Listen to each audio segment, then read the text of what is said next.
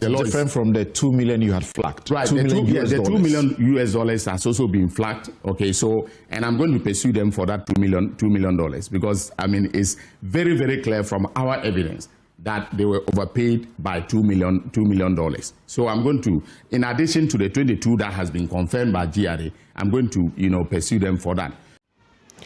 For Dr. Ayini Ababekasa, HHM say the oral it will recover 22 million from tax evasion. Now, for the common are very interesting because Dr. Ayini aiding common kasafa oral who touch on different topics. But my problem is say if the oral is working, they should make sure say they work well to make sure say Ghana for any beji ejuma no moyano. Because as at now, Ghanaians are not that happy when it comes to oral. Now, therefore, without much delay, you common what decide na mami who's opinion or comment no kwabo fa so uncover no you common or deciding and famra. The first batch of appointees. How do you appreciate the strategic significance of prioritizing these three appointments or sectors? Well, thank you very much. If you take the three of us, that is the three offices, not the persons occupied. I mean, appointed to occupy the office, right? And go back to our manifesto, that is the NDC 2024 manifesto.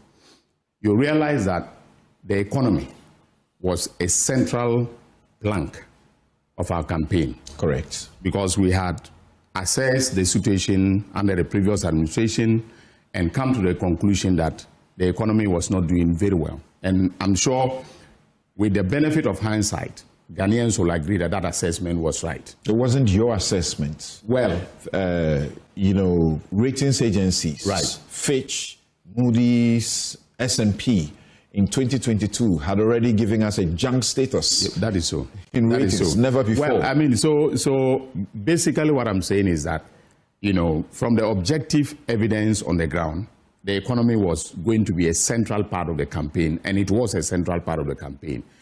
And you recall that in between 2013 and 2016, when, His Excellency John Dramani Mahama was president of this country, the issue of power,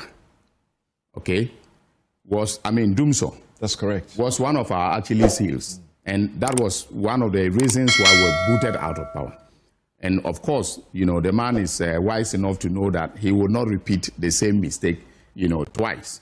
And so the energy sector was also critical.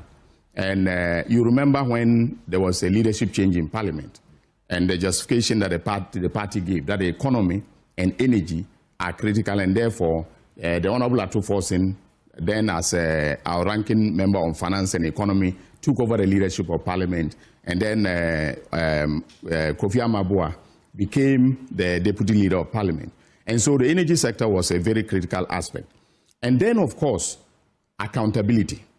Public sector corruption was also a key part of our, campaign. And then, tied to that was the famous oral. Which we'll be talking about very soon. Yeah, right. So the Operation Recover All Loot became so popular with Ghanaians that the president thought that, giving the Attorney General that mandate, having the energy minister or the Honorable, Jinapo, as part of the first, set of appointments, and the economy, was going to communicate to Ghanaians how central these three sectors were to his governance, in his second term. Right. And so it was so strategic, because we had to hit the road running. And if we had to hit the road running on all these fronts, it was these three that he wanted to start with. Great. Economic transformation. A year on, inflation almost 24% at the time, has dropped to single digits, around 5%. That is so.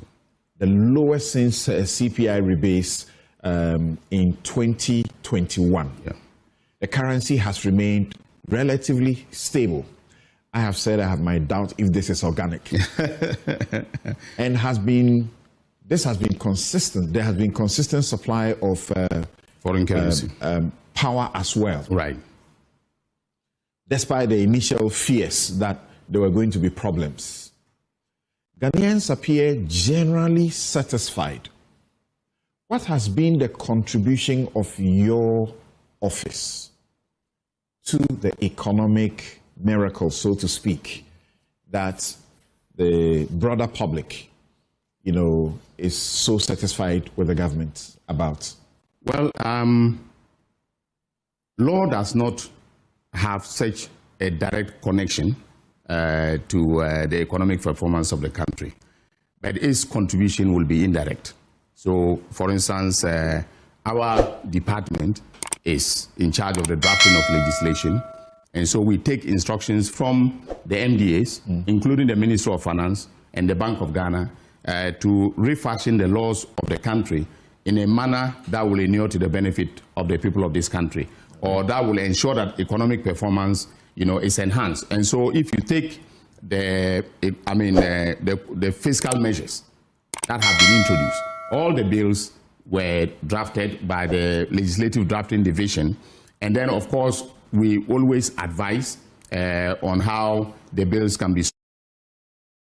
That's different from the 2 million you had flagged. Right, the $2 million has also been flagged. Okay, so, and I'm going to pursue them for that $2 million because, it's very, very clear from our evidence that they were overpaid by $2 million. So I'm going to, in addition to the 22 that has been confirmed by GRA, I'm going to, pursue them for that. Shouldn't we take some of the explanations? J-Plan Pool, they suggest that this 2 million must have been a clerical error. It wasn't a clerical error. It is very, very clear from the, okay, so we use the invoices. Okay, the invoices, we obtain the invoices from the Ministry of Finance, from the DACF, that is the Disassembly Common Fund, right, and from PPA, and compared all, the invoices we received, and that figure is confirmed by all the invoices. Okay, that they were overpaid by 2 million United States of American dollars. I will insist on that. I am considering either taking a civil action to recover or possibly bringing criminal prosecution, prosecution against the company and its directors. All right, so on the tax front, that sounds like a threat. You're threatening them. I'm not threatening. And using the fear of criminal prosecution no. to get them to hurry to pay. Look, let me say something. Let me say this, all right? I can make the evidence available to Ghanaians, and every person who looks at the evidence will, confirm that what I'm saying is not a threat. I'm just simply putting out the objective facts. So, for instance, if I make available to you now the GRA letter confirming the 22 million, and I tell you that I'm going to collect it because that is my duty to make sure that, there's accountability. So, it should not be seen as a threat to the company, all right? I can take civil action to collect it. I can also decide to prosecute them for criminal, misconduct. Right. Yes. So now we understand that how you contribute to the economy. Apart from that, we are doing offshore investigations. So I have foreign asset recovery companies, okay, or personnel that are helping me, experts that are helping me to trace assets abroad. Okay. Yeah. So we are doing that. And you do them simultaneously with your investigations? We are doing them simultaneously with our investigations. Great. Yeah. Great. So as